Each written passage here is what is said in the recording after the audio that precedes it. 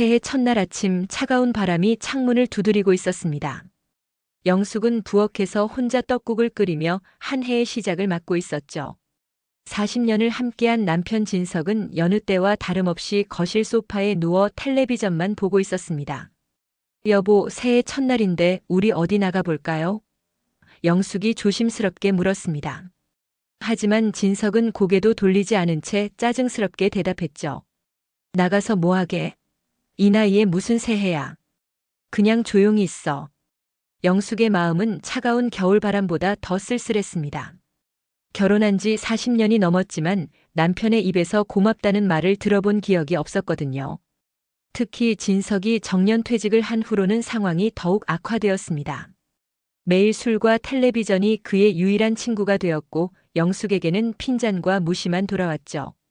영숙은 떡국을 저으며 지난 세월을 떠올렸습니다. 결혼 초기부터 시어머니 뒷바라지가 시작되었죠. 당시 시어머니는 이미 몸이 불편하셨고 영숙은 신혼의 달콤함도 제대로 누리지 못한 채 간병에 매달렸습니다. 새벽 5시에 일어나 죽을 끓이고 기저귀를 갈아주고 몸을 씻겨드리는 일이 15년간 계속되었죠. 며느리가 당연히 해야 할 일이야. 진석의 말이었습니다. 그때도 고마워하지 않았죠. 영숙이 밤새 시어머니를 돌보느라 잠 못 이룬 날에도 진석은 왜 이렇게 피곤해 보이냐며 불평만 했습니다. 시어머니가 돌아가신 후에도 고생했다는 말 한마디 없었죠. 그 후로도 영숙의 헌신은 계속되었습니다. 아이들을 키우며 살림을 도맡아 하고 진석의 직장 동료들 접대며 명절 준비며 온갖 집안일을 혼자 감당했습니다. 아이들이 어릴 때는 밤낮으로 돌보고 학교 다닐 때는 도시락부터 학습지까지 챙겼죠. 진석은 그저 돈만 벌어오면 아버지 역할을 다했다고 생각했습니다. 너랑은 진작 이혼했어야 했어. 이 말은 이제 진석의 입버릇이 되어버렸습니다. 처음에는 상처받았지만 이제는 무감각해져 버렸죠. 아니, 정확히 말하면 무감각해지려고 노력하고 있었습니다. 40년 동안 한 번도 인정받지 못한 헌신, 한 번도 고마워하지 않은 사랑. 이제는 그 모든 것이 무의미하게 느껴졌습니다. 딸은 몇 년 전 외국으로 떠났고 아들은 두 분 문제에 끼고 싶지 않다며 거리를 두고 있었습니다. 명절이나 생일에도 얼굴 보기 힘든 상황이었죠. 영숙은 가족이라는 울타리 안에서 혼자 외롭게 살고 있었습니다. 그토록 헌신했던 가족들이 이제는 모두 등을 돌리고 있었죠. 엄마 아빠랑 사이좋게 지내요. 멀리서 걱정되니까. 딸이 가끔 보내는 메시지였습니다. 하지만 딸은 진석이 매일 얼마나 차갑게 대하는지, 영숙이 얼마나 외롭게 살고 있는지 알지 못했습니다. 아들도 마찬가지였죠. 어머니, 아버지 기분 좋을 때 얘기해보세요 라고 말하지만 진석에게 기분 좋은 때란 거의 없었습니다. 그날 저녁 영숙이 설거지를 하고 있을 때였습니다. 진석이 화장실에 가면서 휴대폰을 소파에 그대로 두고 갔죠. 그때 메시지 알림음이 울렸습니다. 평소라면 신경 쓰지 않았을 텐데 이상하게도 그날은 화면을 보게 되었습니다. 그 늙은이랑은 곧 끝내. 나랑 새 출발하자. 젊은 여성의 이름으로 온 메시지였습니다. 영숙의 손이 떨렸죠. 그런데 이상했습니다. 분노보다는 묘한 고요함이 마음을 채웠거든요. 마치 오랫동안 기다렸던 순간이 드디어 온 것 같은 느낌이었습니다. 영숙은 조용히 설거지를 마저 했습니다.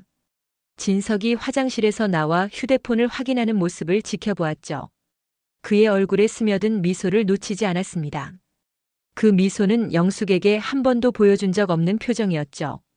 40년 동안 한 번도 보지 못했던 따뜻한 미소였습니다. 새해 첫날 밤 영숙은 잠들지 못했습니다. 천장을 바라보며 40년의 결혼 생활을 되돌아보았죠. 젊은 시절 꿈꿨던 사랑, 아이들을 키우며 행복했던 순간들, 시어머니를 정성껏 돌보며 보냈던 15년의 세월, 그리고 어느 순간부터 시작된 무관심과 무시. 언제부터 이렇게 되었을까요? 아니, 더 정확히 말하면 언제부터 이걸 참고 살게 되었을까요? 그래, 너만 없으면 내 인생도 새 출발이구나. 영숙은 진석이 자주 하던 말을 속으로 되뇌었습니다. 하지만 이번에는 다른 의미로 다가왔죠. 이제 정말로 새 출발이 필요한 때가 온 것 같았습니다. 새해 첫날 아침이 밝았습니다. 영숙은 평소와 다름없이 새벽 6시에 일어나 아침 준비를 했죠. 하지만 어젯밤 본 메시지 때문에 마음이 무거웠습니다.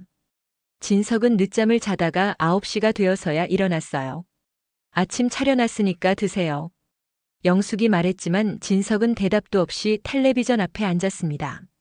새해 특집 프로그램을 보며 혼자 웃고 있더군요. 영숙은 그 모습을 보며 씁쓸함을 느꼈습니다. 언제부터 이렇게 대화가 사라졌을까요? 여보, 새해니까 우리 계획 같은 거 세워볼까요? 영숙이 다시 한번 시도해봤습니다. 하지만 진석의 반응은 차갑기만 했죠. 무슨 계획? 이 나이에 무슨 계획을 세워? 그냥 조용히 살다가 죽는 거지. 그 말을 들은 영숙은 더 이상 말을 걸지 않았습니다. 대신 혼자 설거지를 하며 생각에 잠겼죠. 어젯밤 본 메시지가 계속 머릿속을 맴돌았습니다. 그 늙은이라는 표현이 특히 가슴을 아프게 했어요. 진석에게 영숙은 이미 그런 존재였나 봅니다. 점심시간이 되자 진석이 갑자기 외출 준비를 했습니다. 어디 가시는 거예요? 영숙이 물었지만 친구들 만나러 간다는 대답만 돌아왔죠. 하지만 영숙은 알고 있었습니다. 진석에게 그렇게 자주 만날 친구들이 있을 리 없다는 것을 말이에요. 진석이 나간 후 영숙은 뜨개질을 꺼내 앉았습니다. 이것만이 그녀의 유일한 위안이었죠. 바늘을 움직이며 실을 엮어가는 시간 동안은 복잡한 생각들을 잠시 내려놓을 수 있었습니다. 특히 딸이 외국으로 떠난 후로는 뜨개질이 더욱 소중해졌어요. 엄마 뜨개질 솜씨가 이렇게 좋은 줄 몰랐어요. 딸이 영숙의 작품을 보며 했던 말이 떠올랐습니다. 딸은 영숙의 뜨개질 작품 사진을 자신의 블로그에 올려주기도 했죠. 비록 조회수는 많지 않았지만 몇몇 사람들이 좋아요를 눌러주고 댓글을 달아줄 때면 영숙은 작은 기쁨을 느꼈습니다. 오후 6시 진석이 집에 돌아왔습니다. 술 냄새가 진동했죠. 영숙은 저녁을 차려놓고 기다리고 있었습니다. 하지만 진석은 밥을 먹으면서도 계속 휴대폰만 들여다보더군요. 때로는 시익 웃기도 했습니다. 영숙은 그 모습을 보며 마음이 더욱 무거워졌어요. 맛있게 드세요. 영숙이 말했지만 진석은 대답도 없이 밥만 먹었습니다. 그러다가 갑자기 입을 열었어요. 너만 없으면 내 인생도 새 출발이다. 그 말이 나오는 순간 영숙의 손이 멈췄습니다. 언제나 듣던 말이었지만 오늘은 특별히 날카롭게 들렸죠. 영숙은 그 말을 조용히 반복해봤습니다. 그래. 너만 없으면.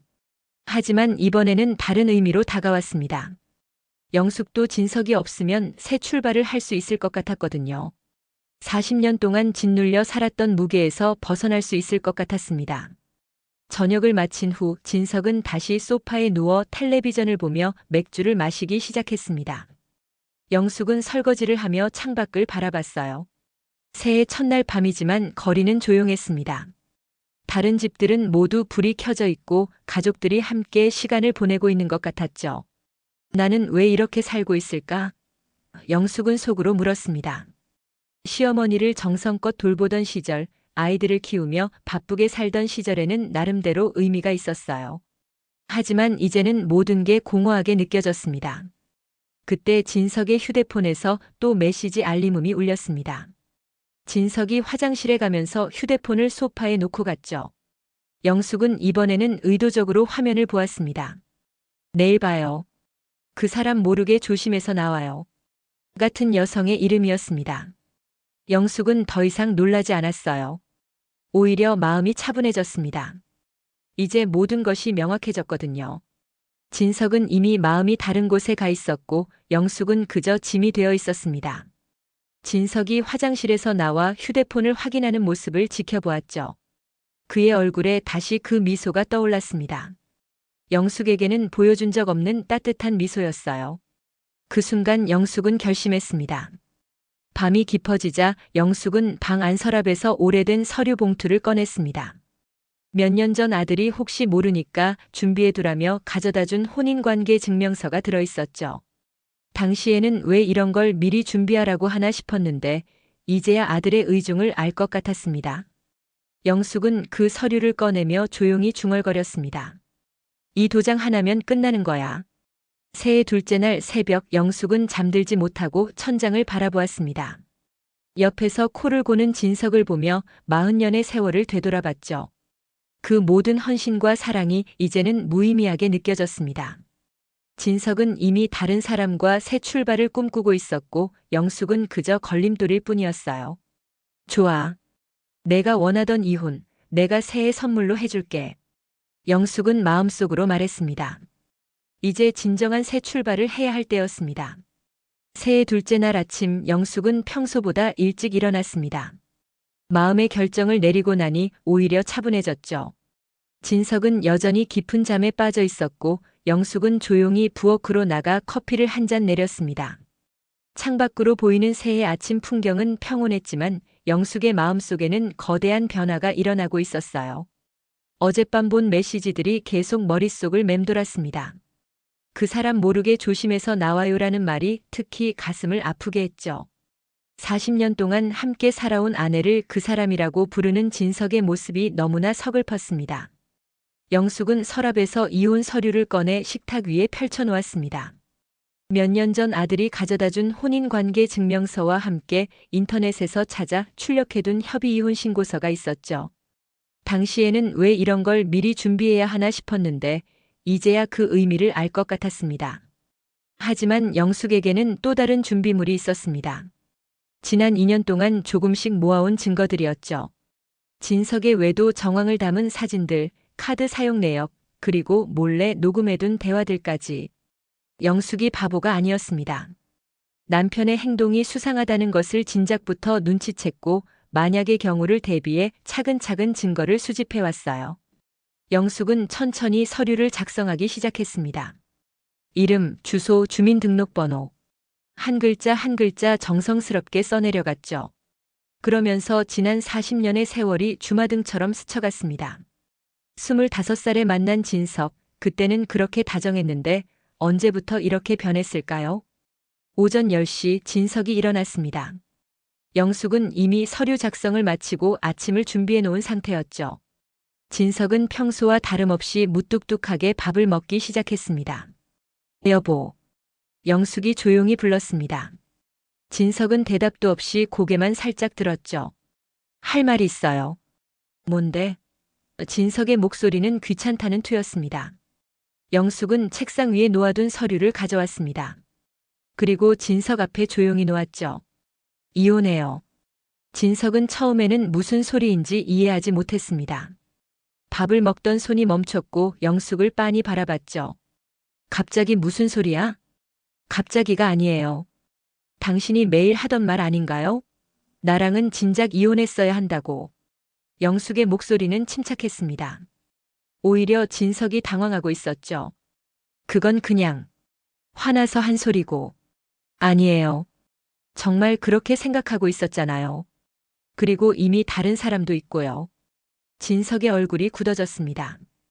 영숙이 자신의 외도 사실을 알고 있다는 것을 깨달았죠. 영숙은 또 다른 봉투를 꺼냈습니다. 그 안에는 진석의 외도 증거들이 가득 들어 있었죠. 2년 동안 모은 거예요. 당신이 그 여자와 호텔에 들어가는 사진, 비싼 선물 사준 카드 내역, 그리고 당신이 나한테 한 모든 말들까지 녹음해뒀어요. 진석의 얼굴이 하얗게 질렸습니다. 영숙이 이렇게 치밀하게 준비했을 줄은 꿈에도 몰랐거든요. 영숙아, 그건 이제 제 이름 함부로 부르지 마세요. 우리 곧 남남이 될 거니까요. 영숙은 일어나서 도장을 가져왔습니다.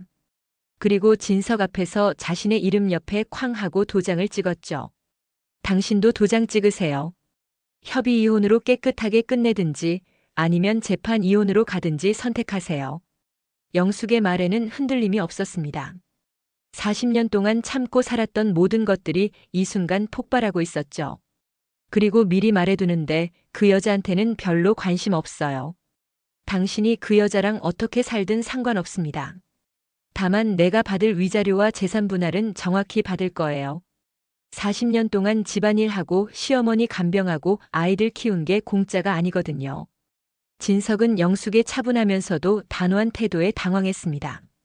감정적으로 울거나 소리를 지를 줄 알았는데 오히려 영숙은 마치 사업을 정리하는 것처럼 냉정했어요. 타당한 내 몫만 내놓으면 그 바람난 여자한테는 해코지 안 하겠어요. 어차피 나는 당신들이 어떻게 사는지 관심도 없고요. 그냥 깨끗하게 정리하고 각자 갈 길 가죠. 영숙의 이런 모습이 진석에게는 더욱 당황스러웠습니다. 질투나 원망보다는 그저 치워야 할 똥 묻은 개 다루듯 하는 태도였거든요. 진석은 재산 얘기가 나오니 상황이 심각하다는 것을 깨달았어요. 집도 있고 퇴직금도 있고 그동안 모아둔 돈도 상당했거든요. 그렇게까지 할 거야? 당연하죠. 내가 바보인 줄 아세요? 40년 동안 무료 가정부 노릇한 게 아니라고요. 영숙은 진석이 도장을 찍는 것을 지켜봤습니다. 40년의 결혼 생활이 이렇게 간단하게 끝나는 것이 신기했죠. 하지만 슬프지는 않았습니다. 오히려 새로운 시작에 대한 기대감이 들었어요. 협의 이혼으로 해주면 조용히 끝낼게요. 괜히 소송으로 가서 시간 낭비하지 말고 깔끔하게 정리하죠. 진석은 한동안 말을 하지 못하다가 갑자기 화를 폭발시켰습니다. 야, 이 고약한 년이 끝까지 40년 동안 먹여주고 재워주고 했더니 이제 배은망덕하게. 진석의 목소리가 집안에 쩌렁쩌렁 울렸습니다. 하지만 영숙은 전혀 움츠러들지 않았어요. 그래, 좋아. 이혼하자. 너 같은 고약한 여편 내먹고 떨어져서 다행이야. 진석이 소리를 지르며 벌떡 일어났지만 영숙은 오히려 더욱 차분해졌습니다. 그렇게 생각하신다면 다행이네요. 서로 원하는 바가 같으니까요. 좋아, 이혼하자. 하지만 돈은 한 푼도 못 가져간다. 그건 법원에서 정하는 일이에요. 증거도 다 있고요. 진석은 분을 못 이겨 주먹을 쥐었다 폈다 하더니 결국 도장을 집어들고 쾅 하고 찍어버렸습니다. 됐다. 이제 끝이야. 너 같은 년하고는 1분 1초도 더 살기 싫어. 영숙은 진석의 모습을 담담하게 지켜봤습니다. 40년 동안 숨겨왔던 진석의 진짜 모습이 드디어 드러나는 순간이었죠. 내일 함께 구청에 가서 신고하고 재산 정리는 일주일 안에 끝내요. 영숙이 말했습니다. 그래. 당장 내일 가자. 진석이 소리쳤습니다. 그날 밤 영숙은 오랜만에 편안하게 잠들었습니다. 진석의 진짜 모습을 확인하고 나니 이혼 결정이 얼마나 옳았는지 더욱 확신하게 되었어요. 마음의 짐을 내려놓으니 몸도 가벼워진 느낌이었죠. 내일이면 정말로 새로운 인생이 시작될 것 같았습니다. 새해 셋째 날 영숙과 진석은 함께 구청으로 향했습니다. 아침부터 내리던 눈이 하얗게 쌓여 있었지만 영숙의 마음은 오히려 따뜻했어요. 40년 만에 처음으로 자유를 향해 걸어가는 기분이었습니다. 구청 민원실은 새해 연휴가 끝나고 첫 업무일이라 사람들로 붐볐습니다. 영숙과 진석은 번호표를 뽑고 조용히 기다렸죠. 둘 사이에는 어색한 침묵이 흘렀지만 영숙에게는 그마저도 편안했습니다. 더 이상 진석의 눈치를 볼 필요가 없다는 생각에 후련했거든요. 17번 고객님. 직원의 호출 소리가 울렸습니다. 영숙과 진석이 창구로 다가가자 중년 여직원이 친절하게 맞아주었어요. 어떤 업무로 오셨나요? 이혼 신고하러 왔습니다. 영숙이 침착하게 말했습니다. 직원은 잠시 영숙과 진석을 번갈아 보더니 서류를 확인하기 시작했어요. 나이 차이가 많이 나 보이지 않는 부부가 이혼하는 모습이 안타까워 보였는지 조심스럽게 물었습니다. 혹시 다시 한번 생각해 보시는 게 어떨까요?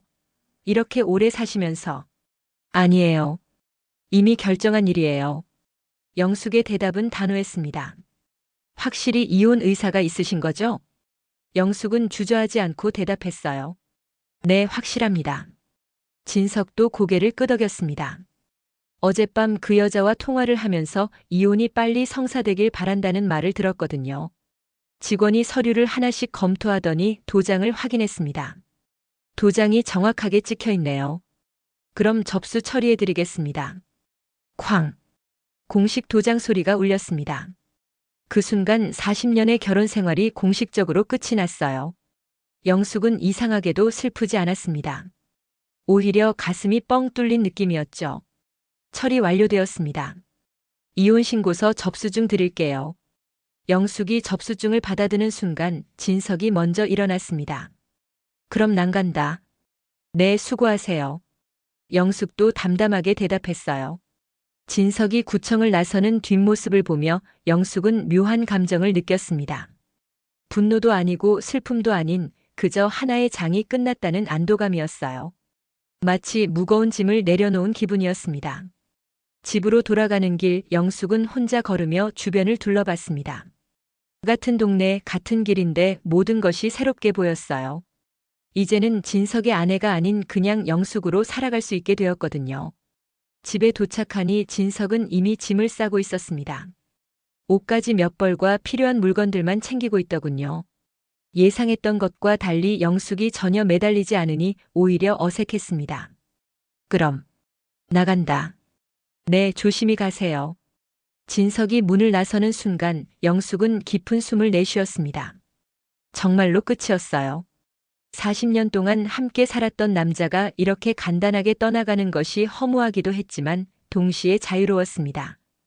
혼자 남은 집은 조용했습니다. 하지만 무겁지 않았어요. 오히려 평화로웠죠. 영숙은 뜨개질 바구니를 꺼내 소파에 앉았습니다. 오랜만에 마음 편히 뜨개질을 할 수 있게 되었어요. 바늘을 움직이며 영숙은 앞으로의 계획을 세워봤습니다. 우선 재산 정리가 끝나면 작은 아파트로 이사를 가야겠어요. 이 집은 너무 크고 진석과의 추억이 너무 많이 남아 있었거든요. 새로운 곳에서 새로운 시작을 하고 싶었습니다. 이제 정말 내 인생이구나. 영숙은 혼잣말을 했어요. 그동안 뜨개질로 만든 작품들을 하나씩 꺼내보니 생각보다 많았습니다. 목도리, 모자, 카디건, 조끼. 딸이 외국으로 떠나기 전에 엄마 솜씨가 이렇게 좋은 줄 몰랐어요 라고 했던 말이 떠올랐어요. 딸이 만들어준 블로그도 있었습니다. 조회수는 많지 않았지만 가끔씩 댓글을 달아주는 사람들이 있었어요. 정말 예뻐요. 어떻게 이렇게 섬세하게 만드시나요? 그 같은 칭찬들이었죠. 영숙은 컴퓨터를 켜고 블로그에 접속했습니다. 며칠 전 올린 목도리 사진에 새로운 댓글이 달려 있었어요. 혹시 이런 목도리 주문 받으시나요? 정말 예쁘네요. 영숙의 마음이 두근거렸습니다. 지금까지는 그냥 취미로만 생각했는데 혹시 이것으로 용돈벌이라도 할 수 있을까요? 이혼 후 혼자 살아가려면 경제적인 독립도 필요했거든요. 영숙은 정성스럽게 댓글에 답을 달았습니다. 관심 가져주셔서 감사합니다. 주문 받을 수 있어요. 개인 메시지로 연락주세요.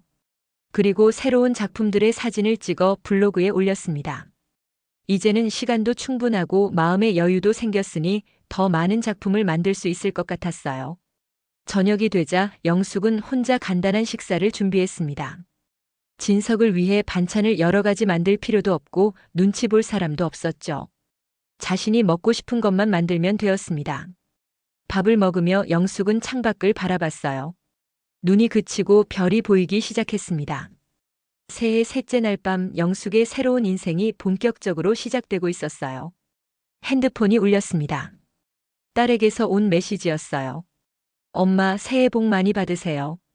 건강하게 지내시고 계시죠? 영숙은 미소를 지으며 답장을 보냈습니다. 응, 딸아. 엄마는 이제 정말 건강하게 잘 지낼 거야. 걱정하지 마. 그리고 뜨개질 바구니를 다시 꺼냈습니다. 내일부터는 더욱 열심히 작품을 만들어 보자고 마음먹었어요. 누가 알겠습니까? 이 작은 취미가 인생의 새로운 전환점이 될지도 모르잖아요. 영숙의 6번째 인생이 조용하지만 확실하게 시작되고 있었습니다. 이혼 신고를 마친 지 일주일이 지났습니다. 영숙은 혼자가 된 집에서 평온한 시간을 보내고 있었어요. 무엇보다 마음이 가벼워진 것이 가장 큰 변화였어요. 40년 동안 짓누르고 있던 무게에서 해방된 기분이었습니다. 영숙은 매일 아침 일어나면 뜨개질부터 시작했습니다. 더 이상 진석의 눈치를 볼 필요가 없으니 마음껏 자신만의 시간을 보낼 수 있었죠. 블로그에 올린 작품들에 대한 문의도 하나둘씩 들어오기 시작했어요. 안녕하세요. 목도리 주문하고 싶은데 가능한가요? 조끼 하나 만들어 주실 수 있나요?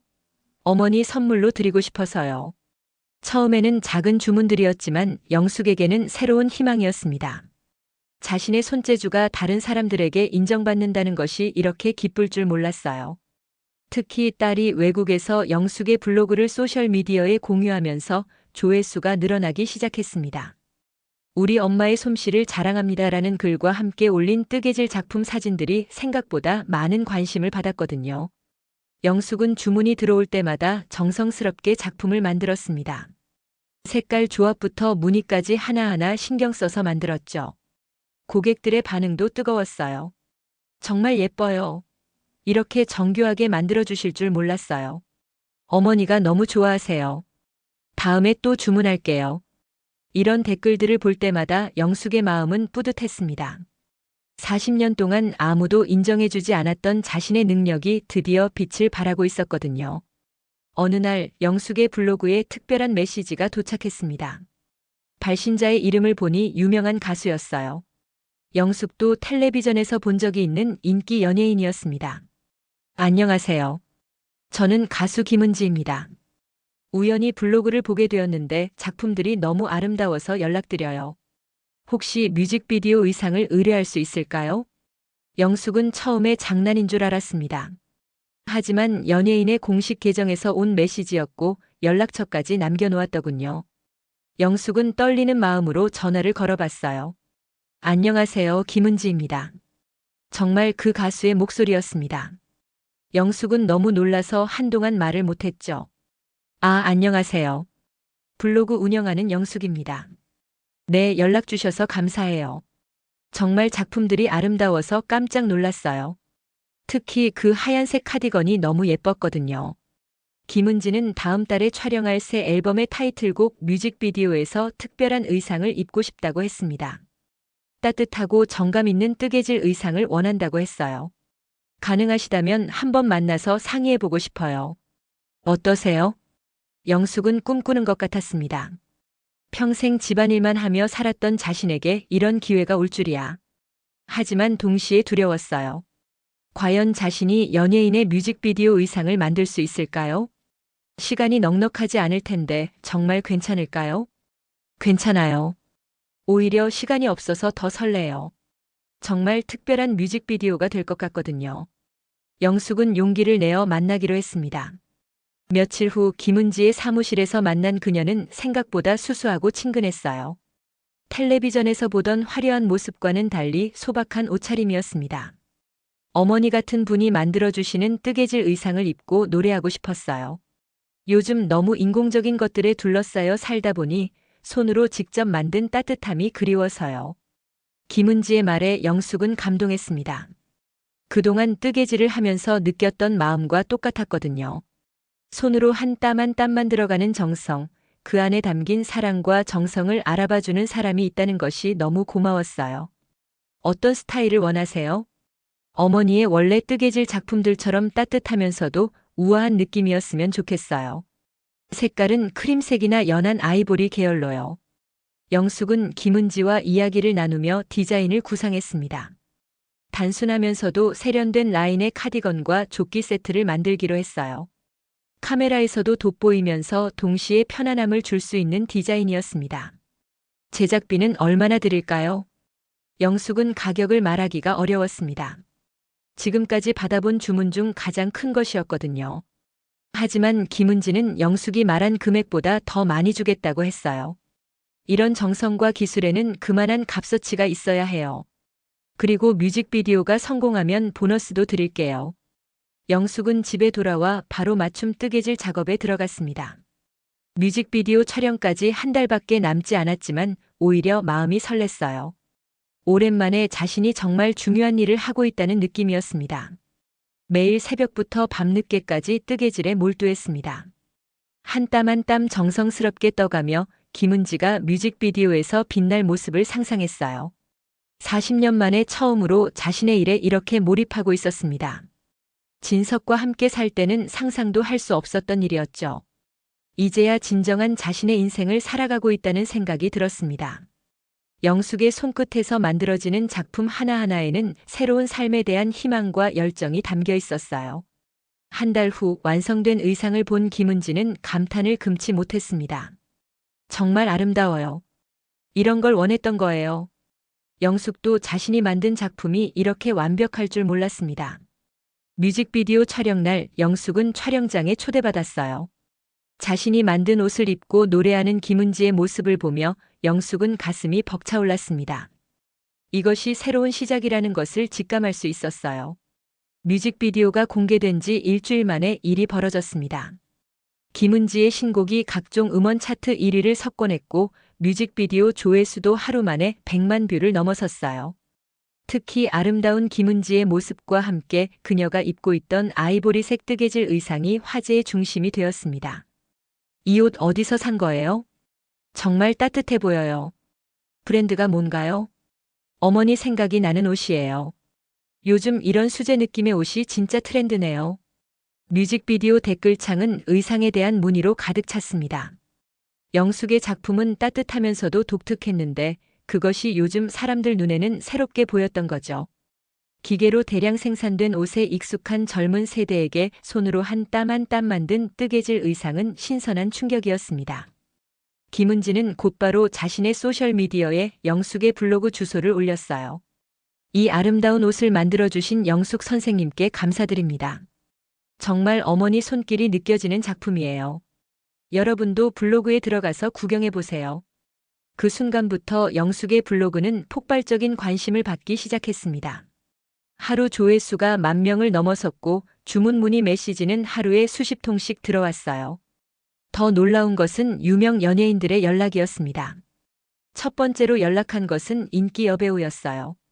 드라마 촬영용 의상을 의뢰하고 싶다는 것이었죠. 그 다음에는 아이돌 그룹의 코디네이터가 음악방송 무대 의상을 문의했습니다. 광고 촬영용 맞춤 의상을 원하는 모델들의 연락도 이어졌어요. 선생님 작품만의 독특한 감성이 있어요. 요즘 트렌드와 너무 잘 맞아떨어져요. 수제 느낌이면서도 세련돼 보여서 젊은 층에게 어필할 것 같아요. 연예계에서는 영숙의 뜨개질 의상이 새로운 트렌드로 받아들여지고 있었습니다. 기존의 화려하고 인공적인 의상과는 달리 따뜻하고 자연스러운 감성이 사람들의 마음을 사로잡았던 거죠. 영숙은 갑작스러운 변화에 당황했지만 동시에 가슴이 뛰었습니다. 하지만 모든 주문을 다 받을 수는 없었어요. 정성스럽게 만들려면 한 작품당 며칠은 걸렸거든요. 일주일 후 지역 방송국에서 연락이 왔습니다. 아침 정보 프로그램에서 영숙의 이야기를 다루고 싶다는 것이었죠. 처음에는 망설였지만 자신과 같은 상황에 있는 여성들에게 희망을 줄 수 있다면 좋겠다는 생각이 들었습니다. 방송국 스튜디오는 생각보다 작고 아담했어요. 진행자는 중년 여성으로 영숙을 따뜻하게 맞아주었습니다. 안녕하세요, 영숙님. 이렇게 나와주셔서 감사합니다.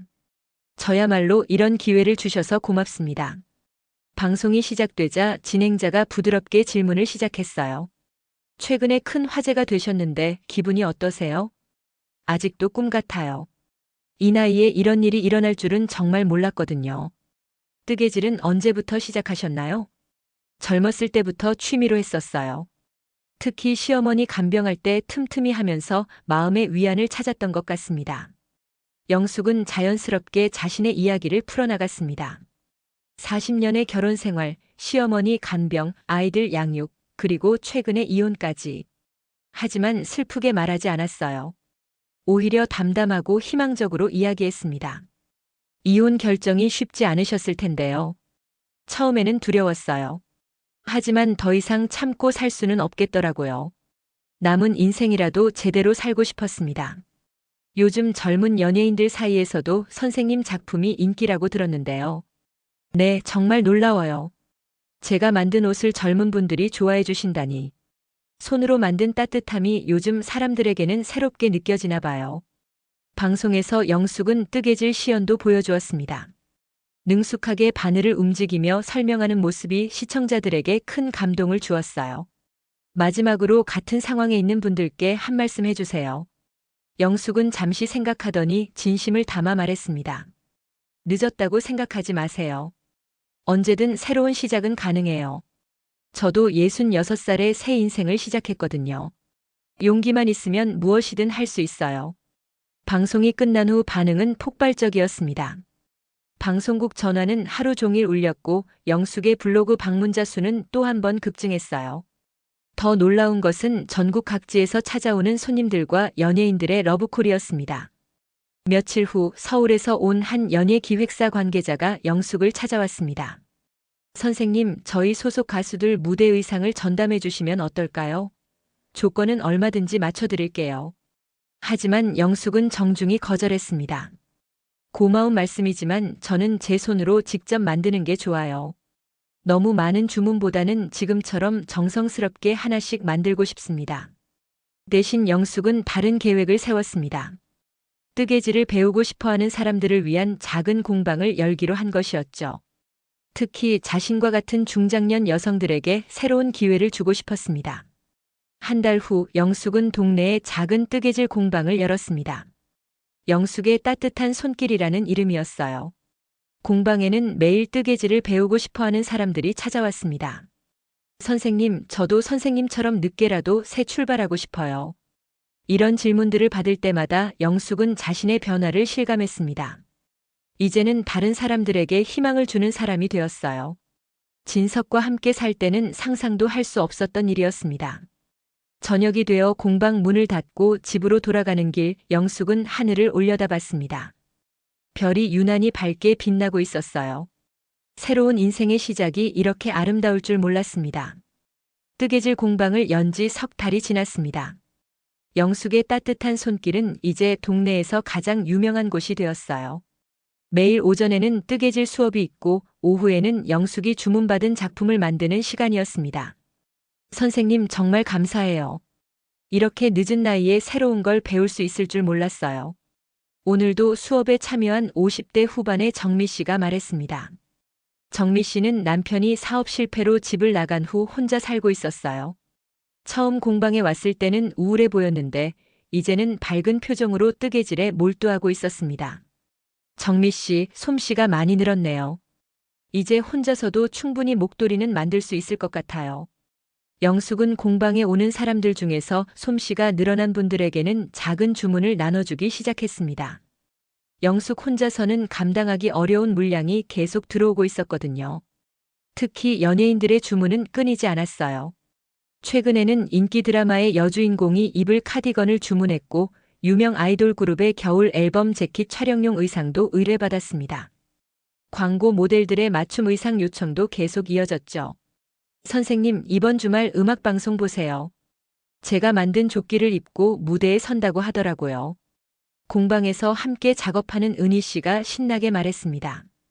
은희 씨는 이혼 후 혼자 두 아이를 키우고 있는 40대 여성이었어요. 뜨개질로 벌어들이는 수입이 생활에 큰 도움이 된다고 했습니다. 정말 자랑스러워요. 은희 씨 솜씨로 만든 옷이 텔레비전에 나오다니. 영숙은 이런 순간들이 가장 행복했습니다. 자신뿐만 아니라 다른 사람들도 새로운 희망을 찾아가는 모습을 보는 것이 큰 기쁨이었거든요. 어느 날 영숙에게 특별한 연락이 왔습니다. 서울의 한 백화점에서 뜨개질 작품 전시회를 열고 싶다는 제안이었어요. 선생님의 작품과 함께 공방에서 활동하시는 분들의 작품도 같이 전시하면 어떨까요? 요즘 수제 작품에 대한 관심이 정말 높거든요. 백화점 문화센터 팀장의 제안을 듣고 영숙은 고민했습니다. 서울까지 가서 전시회를 여는 것이 부담스러웠지만 공방 사람들에게는 좋은 기회가 될 것 같았어요. 선생님, 꼭 해봐요. 우리 작품들이 서울 백화점에 전시된다니 꿈 같아요. 저도 찬성이에요. 선생님 덕분에 이런 기회까지 생겼잖아요. 공방 사람들의 적극적인 지지에 영숙은 전시회를 열기로 결정했습니다. 한 달 동안 준비 기간을 가지고 각자 자신의 대표작을 만들어 전시하기로 했어요. 준비 기간 동안 공방은 그 어느 때보다 활기찼습니다. 모든 사람들이 자신의 최고 작품을 만들기 위해 열심히 작업했거든요. 영숙도 전시회를 위한 특별한 작품을 준비했습니다. 자신의 인생을 담은 대형 테피스트리였어요. 작품에는 시어머니를 돌보던 시절부터 아이들을 키우던 때, 그리고 이혼 후 새로운 시작까지의 이야기가 담겨 있었습니다. 어두운 색깔에서 시작해 점점 밝은 색깔로 변해가는 패턴이 영숙의 인생 여정을 보여주고 있었어요. 드디어 전시회 개막일이 되었습니다. 서울 시내 유명 백화점 문화센터에는 생각보다 많은 사람들이 찾아왔어요. 젊은 사람들부터 중장년층까지 다양한 연령대의 관람객들이 영숙과 공방 사람들의 작품을 감상했습니다. 정말 아름다워요. 저도 너무 입고 싶어요. 손으로 만든 따뜻함이 느껴져요. 요즘 보기 드문 진짜 수제 작품이네요. 관람객들의 반응은 뜨거웠습니다. 특히 영숙의 인생 테피스트리 앞에서는 많은 사람들이 오랫동안 머물렀어요. 작품 설명을 읽고 감동하는 사람들도 많았습니다. 전시회 중간에 작은 토크쇼도 열렸습니다. 영숙이 직접 자신의 이야기를 들려주는 시간이었어요. 어떻게 이렇게 인생의 전환점을 맞으실 수 있었나요? 관람객 중 한 명이 질문했습니다. 용기라고 생각해요. 변화를 두려워하지 않는 용기 말이에요. 저도 처음에는 무서웠지만 한번 시작하니 생각보다 많은 가능성이 있더라고요. 나이가 걸림돌이 되지 않았나요? 오히려 장점이었어요. 오랜 경험과 인내심이 있으니까 젊은 사람들보다 더 집중해서 작업할 수 있었거든요. 영숙의 솔직하고 따뜻한 이야기에 많은 사람들이 공감했습니다. 특히 비슷한 상황에 있는 중장년 여성들은 큰 용기를 얻는 것 같았어요. 전시회가 끝난 후 영숙과 공방 사람들은 함께 저녁을 먹었습니다. 모두들 흥분과 기쁨에 젖어 있었어요. 선생님 정말 감사해요. 이런 경험을 할 수 있게 해주셔서 저야말로 고마워요. 여러분이 함께 해주셔서 이런 일이 가능했던 거예요. 집으로 돌아가는 기차 안에서 영숙은 창밖을 바라봤습니다. 어둠 속을 달리는 기차처럼 자신의 인생도 어두운 터널을 지나 밝은 곳으로 나아가고 있는 것 같았어요. 집에 도착하니 현관 앞에 익숙한 신발이 놓여 있었습니다. 영숙은 가슴이 두근거렸어요. 문을 열자마자 반가운 목소리가 들렸습니다. 엄마. 거실에서 딸과 아들이 활짝 웃으며 일어났습니다. 딸은 외국에서 급히 비행기를 타고 왔고 아들도 바쁜 일정을 미루고 달려온 것이었어요. 민지야, 민수야. 언제 왔니? 영숙은 눈물이 핑 돌았습니다. 아이들이 함께 자리한 것도 오랜만이었지만 무엇보다 자신을 축하하기 위해 찾아온 것이 너무 감격스러웠어요. 엄마 전시회 기사 보고 바로 비행기 표 끊었어요. 이런 큰일을 혼자 하시면 어떡해요? 딸이 영숙을 꼭 안으며 말했습니다. 저도 회사에 휴가 내고 왔어요.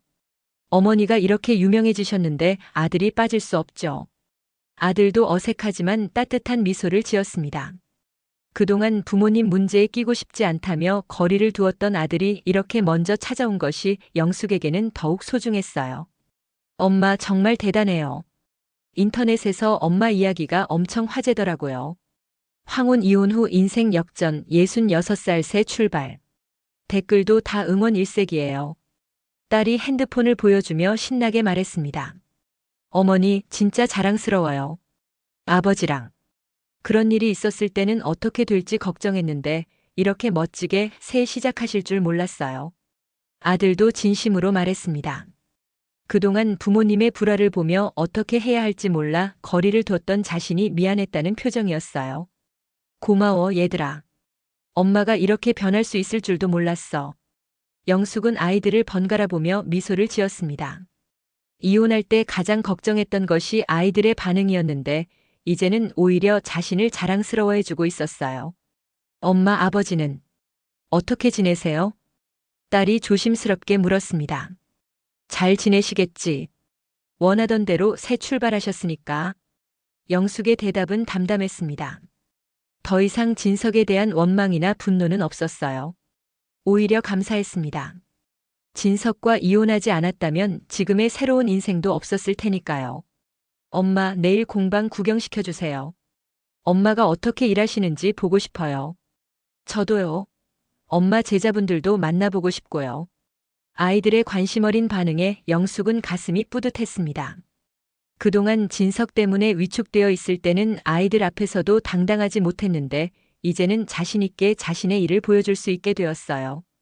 다음 날 영숙은 아이들과 함께 공방에 갔습니다. 공방 사람들도 영숙의 자녀들을 보고 반가워했어요. 어머, 선생님 딸이시구나. 정말 예쁘시네요. 아드님도 오셨네요. 선생님이 얼마나 자랑스러워 하시는지 몰라요. 우리 선생님 덕분에 우리도 새 인생 살고 있어요. 공방 사람들의 진심 어린 말에 딸과 아들도 감동했습니다. 어머니가 단순히 뜨개질만 하는 것이 아니라 많은 사람들에게 희망을 주고 있다는 것을 실감할 수 있었거든요. 엄마 정말 멋져요. 이런 일을 하고 계셨구나. 딸이 영숙의 손을 잡으며 말했습니다.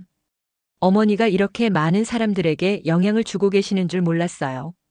정말 존경스러워요. 아들도 진심으로 말했습니다.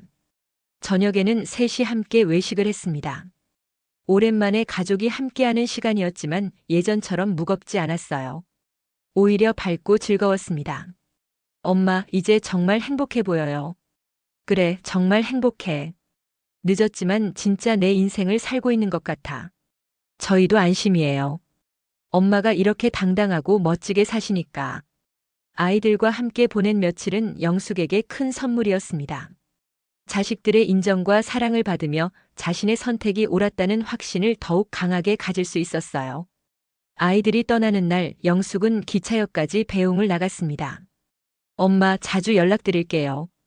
그리고 언제든 도움이 필요하면 말씀하세요. 어머니, 정말 자랑스러워요. 앞으로도 계속 응원할게요. 기차가 떠나는 것을 보며 영숙은 깊은 만족감을 느꼈습니다. 이제 정말로 모든 것이 제자리를 찾은 것 같았어요. 새로운 인생의 황금기가 시작되고 있음을 온몸으로 느낄 수 있었습니다. 영숙의 새로운 인생이 시작된 지 1년이 지났습니다. 이제 영숙의 따뜻한 손길은 전국적으로 유명한 뜨개질 공방이 되었어요. 각종 언론에서 영숙의 이야기를 다뤘고 책 출간 제의까지 들어왔습니다. 하지만 영숙은 여전히 소박하게 살아가고 있었어요. 공방은 이제 15명의 정식 멤버가 활동하고 있었습니다. 모두 영숙과 비슷한 사연을 가진 중장년 여성들이었죠. 이혼 후 홀로 살아가는 사람, 남편을 잃고 혼자가 된 사람, 자녀들이 독립한 후 빈둥지 증후군을 겪는 사람들이었어요. 이들은 뜨개질을 통해 새로운 삶의 의미를 찾았고 경제적 독립도 이뤄가고 있었습니다. 선생님, 이번 달 수익이 또 늘었어요. 공방 총무를 맡고 있는 정미 씨가 신나게 보고했습니다. 1년 전 우울해하던 모습은 온데간데 없고 이제는 가장 적극적으로 활동하는 멤버가 되었어요. 정말 다행이네요. 모두가 열심히 해준 덕분이에요. 영숙은 진심으로 기뻐했습니다. 자신의 성공보다 공방 사람들이 새로운 희망을 찾아가는 모습이 더욱 값졌거든요. 요즘 영숙에게는 특별한 일정이 하나 더 생겼습니다.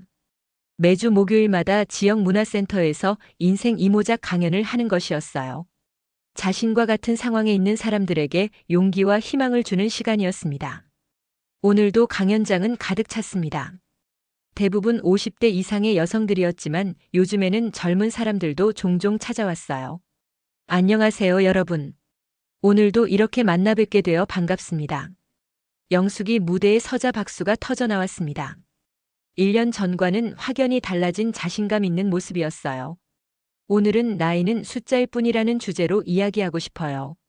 저도 66살에 새로운 시작을 했거든요. 영숙은 자신의 경험담을 들려주기 시작했습니다. 40년의 결혼 생활, 무시당했던 시절, 그리고 용기 있는 결단까지. 이제는 자연스럽게 이야기할 수 있게 되었어요. 처음에는 정말 무서웠어요. 이 나이에 혼자 살 수 있을까, 경제적으로 독립할 수 있을까 하는 걱정들이 많았죠. 하지만 해보니까 생각보다 많은 가능성이 있더라고요. 강연장에 있던 한 여성이 손을 들었습니다. 선생님, 저도 최근에 이혼을 생각하고 있는데요. 용기가 나지 않아요. 어떻게 결심하셨나요? 용기라는 게 한 번에 생기는 건 아니에요. 저도 오랜 시간 고민했거든요. 하지만 더 이상 참고 살 수 없다는 절실함이 용기를 만들어줬어요. 그리고 무엇보다 내 인생의 주인은 나라는 생각이 중요해요. 영숙의 진솔한 대답에 많은 사람들이 고개를 끄덕였습니다. 강연이 끝난 후 많은 사람들이 영숙에게 다가와 개인적인 이야기를 나눴습니다. 그때 한 중년 남성이 조심스럽게 다가왔어요. 선생님, 혹시 진석 씨 아시나요? 영숙은 깜짝 놀랐습니다. 진석을 아는 사람이 이런 곳에 있을 줄은 몰랐거든요. 네, 잘 알죠. 왜 그러세요? 저는 진석 씨 회사 후배였습니다. 말씀드리기 좀 그렇지만 요즘 진석 씨가 많이 힘들어하고 계세요. 남자는 조심스럽게 이야기를 꺼냈습니다. 진석이 함께 살던 젊은 여자에게 돈을 모두 빼앗겼다는 것이었어요. 처음에는 사랑한다며 달콤하게 접근했지만 시간이 지나면서 진석의 통장에서 돈을 빼내고 급기야 집까지 팔아버리고 사라져버렸다는 거였죠. 게다가 건강도 많이 안 좋아지셨어요. 당뇨도 심해지고 혈압약도 드시고 계시는데 혼자 살면서 제대로 관리를 못하시는 것 같아요. 영숙은 복잡한 감정이 들었습니다. 하지만 분노나 동정보다는 역시 그럴 줄 알았다는 생각이 먼저 들었어요. 지금 어디 계세요? 고시원에서 지내고 계세요. 정말 초라한 모습이에요. 가끔 만나면 선생님 이야기를 하시더라고요. 후회한다는 말씀도. 영숙은 잠시 생각에 잠겼습니다. 그러다가 단호하게 고개를 저었어요. 그래도 본인이 선택한 길이에요.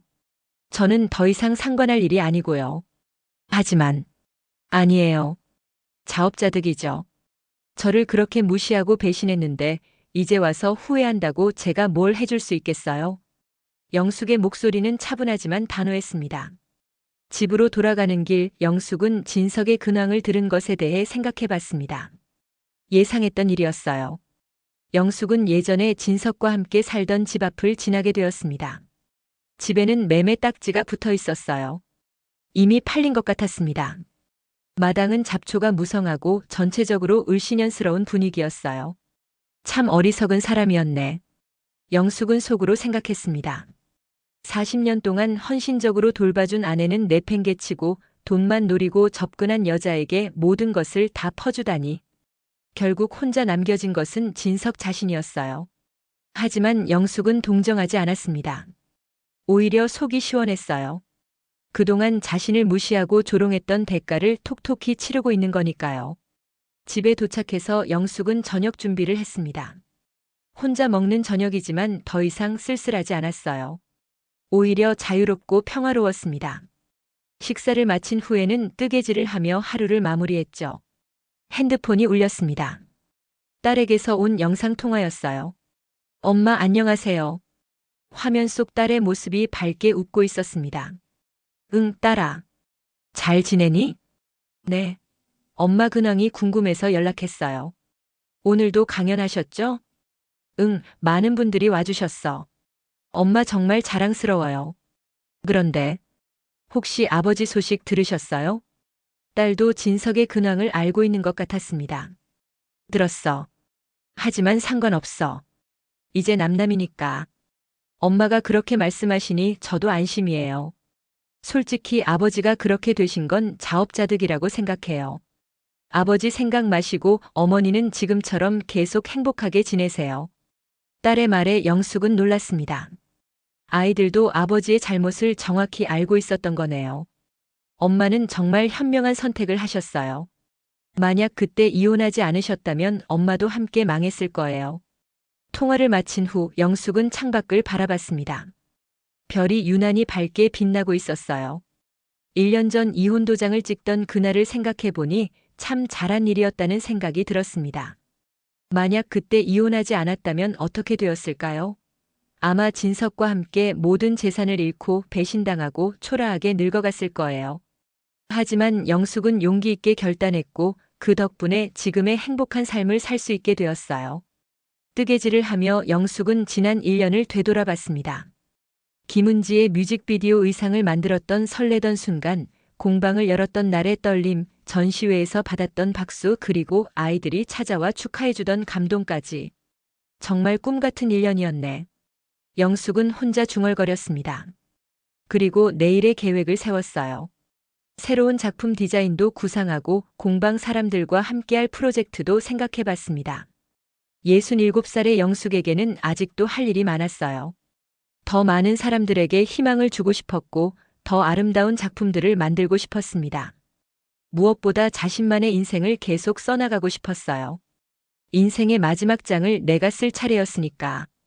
영숙은 미소를 지으며 뜨개질 바늘을 움직였습니다. 한 땀 한 땀 정성스럽게 떠가는 실처럼 영숙의 새로운 인생도 아름답게 이어져 가고 있었어요. 한편 어딘가의 고시원에서는 진석이 혼자 라면을 끓여 먹으며 후회하고 있겠지만 영숙에게는 더 이상 상관없는 일이었습니다. 그는 자신의 선택에 대한 대가를 치르고 있을 뿐이었으니까요. 영숙의 인생 역전 스토리는 완벽한 해피엔딩으로 막을 내리고 있었습니다.